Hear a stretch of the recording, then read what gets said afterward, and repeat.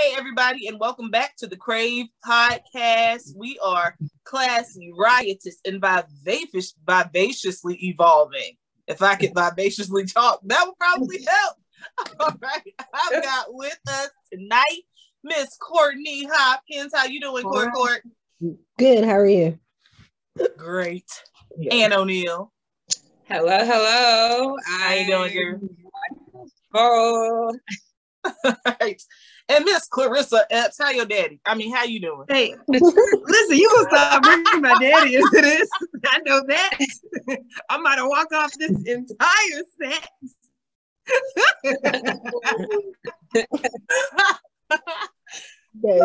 Posting stuff on Facebook, but this ain't about that.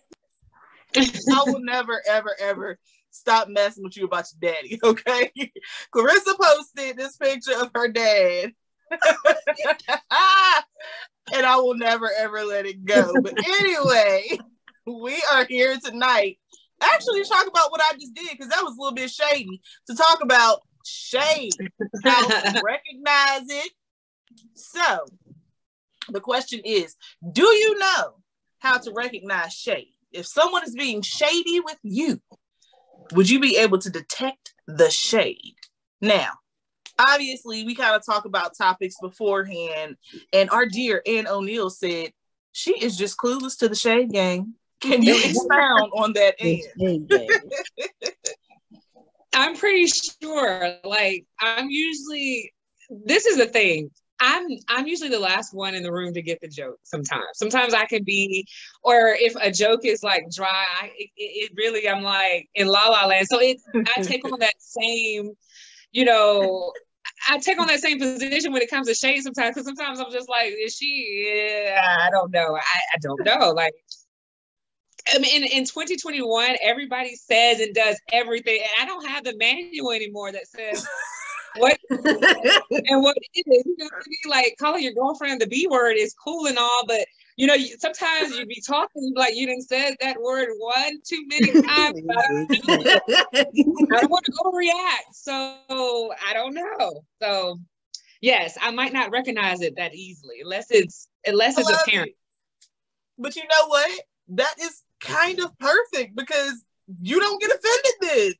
People be talking about you being shady and you have no idea. So and then I'm just like, what am I supposed to say to back? Like, where's the comeback lines? Like, you're supposed to be fair. Like, I mean, you're supposed to help me out. Like, if someone shades me and it's above my understanding, that's it don't count to me. I'm like, you didn't shade me because I didn't know what you're talking about. Like, I don't get it. Like, you got to explain it. So then I guess that's where it just kind of goes out the door.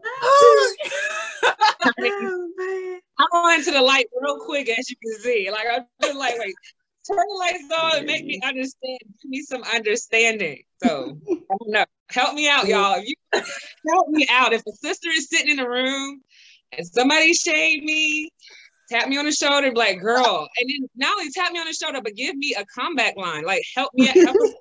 Like, I can tell you right now, I am on the complete opposite end of the spectrum, honey, because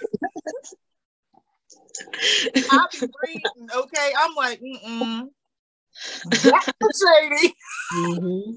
I say stuff sometimes is shady, and other people be like, how many minutes like that? Yes, they did. That's how they meant it. Like, I know exactly what they was trying to do. I done got good at catching the shade, okay? So people, and I feel like I experience it a lot.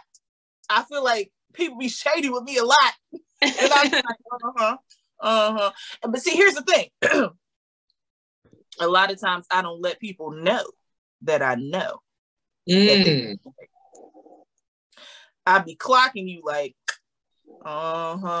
mental note. Mental note.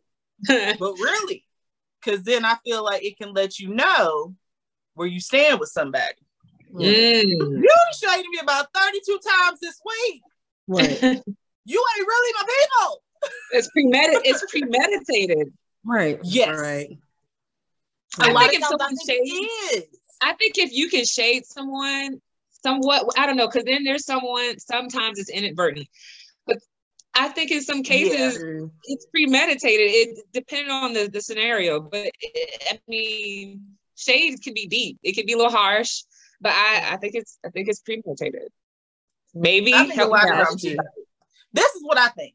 I think that if in my heart I am like just super jealous that Clarissa's twist and hairstyles just always be crispy. Okay, so that's in my heart because I'd have had my braids in for a month of Sundays and I need to get them joints redone. But Clarissa stay on point. So then I might find myself, you know, whenever I talk to Clarissa, just making little shady comments and jabs about her hair because that's how I feel in my heart. Right. Does that make sense? Mm-hmm. If you already feel some type of way about a situation with someone, then I feel like, you know, how you feel comes out. And if you a shady person, then you're gonna make the insecurities that you have, you try to project onto other people or to make other people feel bad, or it's gonna make me feel better if I make Clarissa feel bad about her hair because my hair look a hot mess. And now that I've said that, please do not try to zoom in on my hair because I really do need to get it redone. No, it looks fine to me, but listen, thank you for your kind words. But this is what I was gonna say about that. When you mentioned it, sometimes I feel like that this really gets on my nerves. Like this, oh my goodness, this boils my blood. When people like try to shade themselves before you can do it, like with the hair example. You'll be like, oh, your hair looks nice. And they'll be like, oh, girl, I ain't got it. Don't look too close. Oh, man, I need to get that. And I'll be like, can you just say thank you? Like, that's me. That's me. Because I feel like I need to point out. Looking at you, you gross. I'm just saying. I need to point out before you even say anything. Look, I know my toes is a hot mess right now. I'm going to get them done. Right. Disregard. Like that is me. The funniest thing because it gets on my nerves, but I do that too. Like I'll be like, oh no, I'm doing it again. We just talking about knowing what's best to do what's best. But anyway, the other thing I thought about too is what Ann talked about premeditated. Like I know it's this lady, and if you watch it, hey. But I think it's premeditated because she always be saying crazy stuff about my desk at work. Because usually my desk at work is always a wreck. I didn't pick the desk by the door. They put me there. It's not my fault. They think it's a nasty receptionist. I'm just nasty, apparently. My desk just always be messy, but I know where everything is. But anyway, this lady came in and she was like, I see your desk looks a mess again. And so I do it with shade. And I feel like depending on your relationship with people, sometimes, you know, like Ann was saying, you don't even notice, or sometimes you'll just let it go.